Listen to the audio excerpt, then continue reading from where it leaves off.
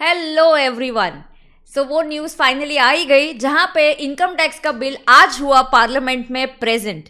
So yes, the income tax bill 2025, that's the name that the new income tax act is going to get. It won't be called as the direct tax code. ये जो income tax bill है आज present किया गया parliament में।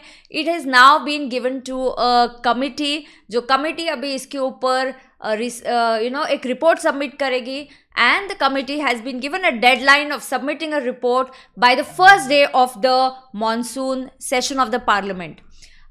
So here let us understand, Nirmala ji ने announcement किया था अपने बजट 2025 में कि हम नया इनकम टैक्स बिल जो बहुत ही सिंप्लीफाइड होगा, जहाँ पे जो कंटेंट है 50% से हम उसको रिड्यूस कर देंगे.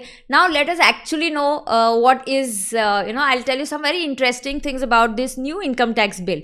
ये कॉपी बस 2 दिन कल से ही अवेलेबल हुआ था.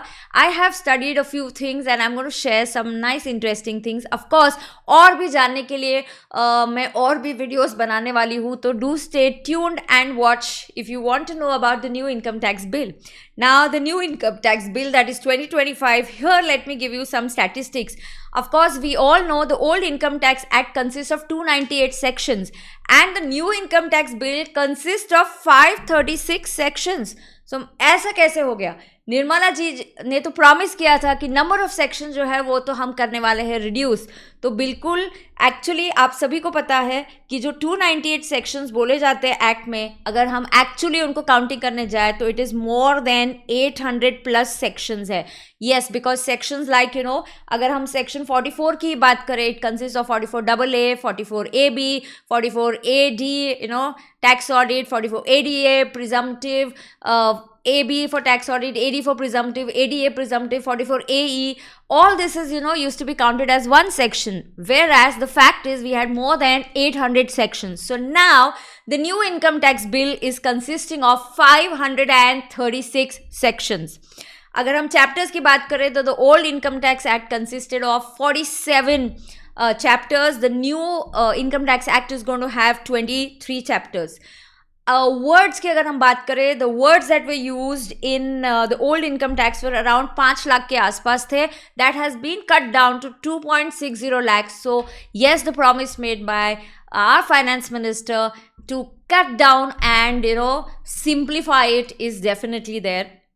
The number of pages also, the new income tax bill consists of 622 pages, which is less by 200 pages. So 200 pages उन्होंने कट कर दिया है, काफ़ी शब्द कट कर दिए गए हैं, लेकिन of course sections भी कट डाउन हुए हैं. जो actually 800 plus sections थे, अब वो sections हो गए 536. Now, of course, there have been 150 officers who are dedicated to this task of making the new income tax bill. Almost 60,000 man hours काम करने के बाद ये जो income tax bill है वो आया है. One very good thing about this bill is there are no structural changes. More or less the provisions remain the same. अगर मैं आपको बात बता दूं कि एक शब्द में अगर मैं इस इनकम टैक्स बिल को मेरी ओर से देना चाहूँगी तो of course it's 2, 3, 4, 5 star marks वाला तो डेफिनेटली है ही. प्लस हम बोल सकते हैं कि दिस इज़ डी क्लटरिंग. जैसे हम साफ़ सफाई करते हैं अच्छे से लगा के घर में, अगर कोई बुक्स का शेल्फ मुझे अगर क्लीन करना होगा, कैसे भी किताबें पढ़ी है तो मैं उसको एक अच्छे सीक्वेंस में लगा दूंगी. एक डी क्लटरिंग कर दिया है, जहाँ पे जो रिडंडेंट सेक्शंस थे उनको डिलीट कर दिया गया है और बहुत सिंपल लैंग्वेज यूज़ की गई है. कहीं कहीं फॉर्मूलेज, टेबल्स यूज़ किए गए, जहाँ से टैक्स पेयर को ये समझने के लिए लैंग्वेज बहुत ही ईजी होगी. So here of course the best part is, जैसे उन्होंने निर्मला जी ने प्रॉमिस किया था कि हम लिटिगेशन कम करने की कोशिश करेंगे, तो past judiciary pronouncements have been included. So past judiciary pronouncements have been included in this. And like I have always been saying in all my lectures, जहाँ पे मैं जब भी टैक्स के lectures लेती हूँ, ऐसे यार there is no need of having this previous year and assessment year, क्योंकि year is one and the same. एक ही साल है, बस उसके 2 नाम हैं, एक है previous year और एक है assessment year. और मैं हमेशा से lecture में बोलती थी यार इस कॉन्सेप्ट की ज़रूरत ही नहीं है. एंड एब्सोल्युटली जो नया इनकम टैक्स बिल है, they have deleted the concept of assessment year and previous year. So we'll just have one term that they gonna call and that is going to be a tax year. And of course what the definition is, मैं थोड़ा सा आपको refer करके दिखाऊंगी कि ये definition क्या आई हुई है. सेक्शंस मैंने बता दिए, 536 सेक्शंस है एंड ओल्ड में तो 298 सेक्शंस हुआ करते थे. वैसे 5 हेड्स है वो तो सेम ही है, उसमें कोई भी चेंज नहीं है. We have the same 5 heads of income. Of course section numbers are going to be different. Yes, बहुत ही एक इंटरेस्टिंग बात है.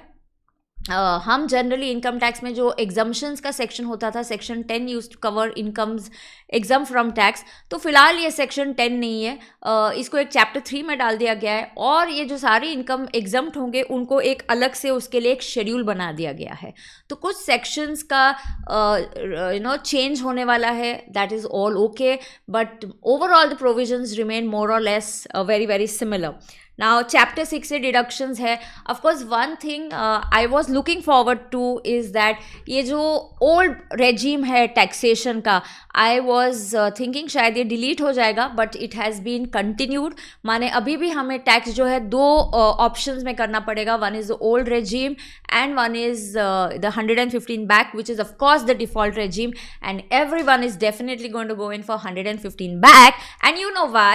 क्योंकि इसमें टैक्स के स्ट्रक्चर्स काफ़ी टैक्स पेयर्स के लिए बेनिफिशियल है. सो चैप्टर 6 से तो है वैसा ही है. ऑफ कोर्स री नंबरिंग सारे सेक्शंस का हुआ है. All the sections will be renumbered except the charging section of income tax remains the same and that is section 4.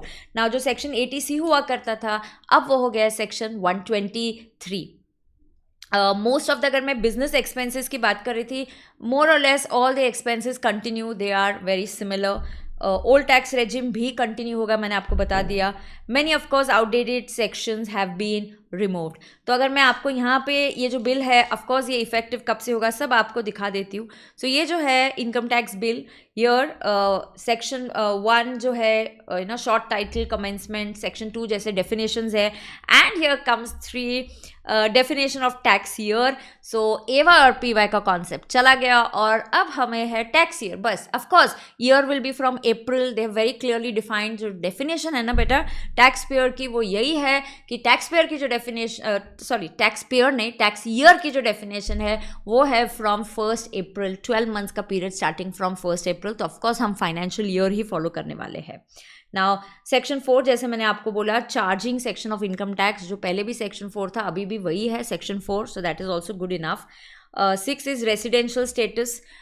सुनने में आया था रेसिडेंशियल स्टेटस को सिंप्लीफाई करेंगे, बट ओवरऑल जो मैंने रीडिंग करी है मुझे तो प्रोविजंस लगभग सेम ही लग रही है. ऑफकोर्स बहुत डिटेल में अभी इसका स्टडी चालू है और मैं बहुत सारे ऐसे आपको अपडेट्स देती रहूँगी.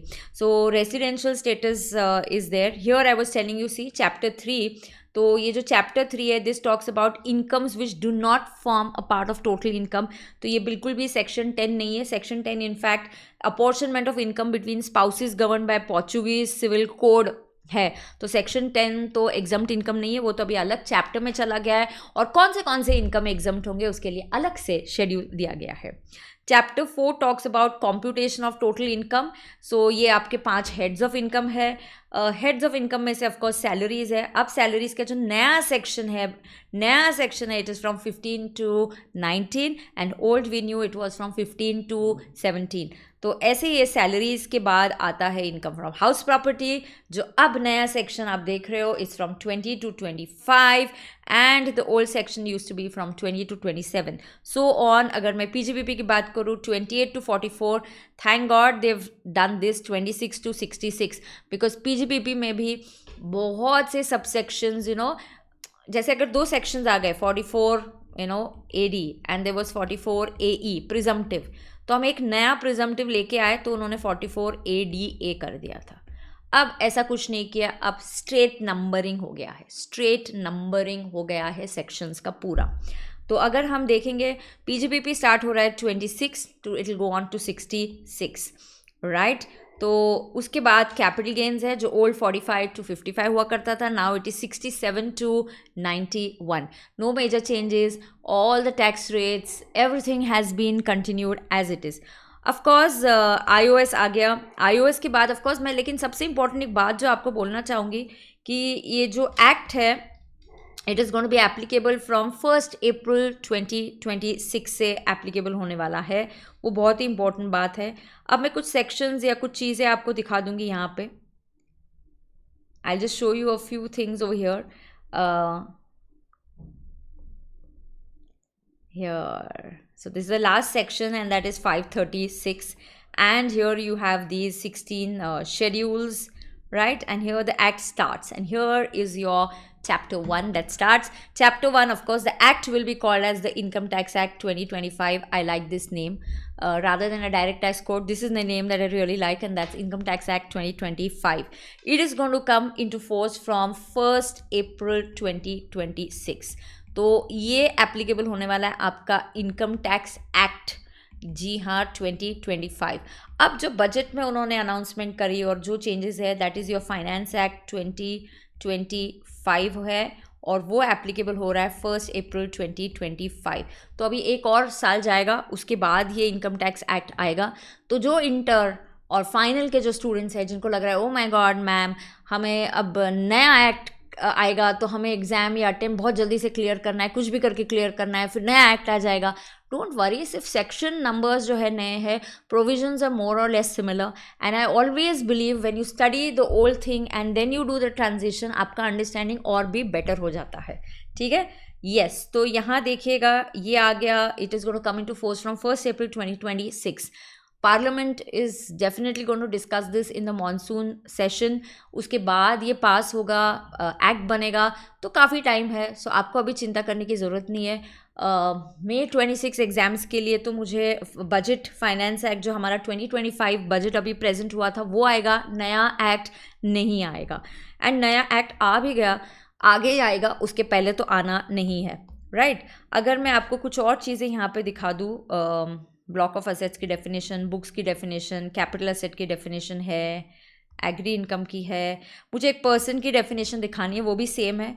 पर्सन की डेफिनेशन में भी पेज 17 पे है, या पेज 17 पे है. Here it comes, yes. So person की डेफिनेशन भी सेम है.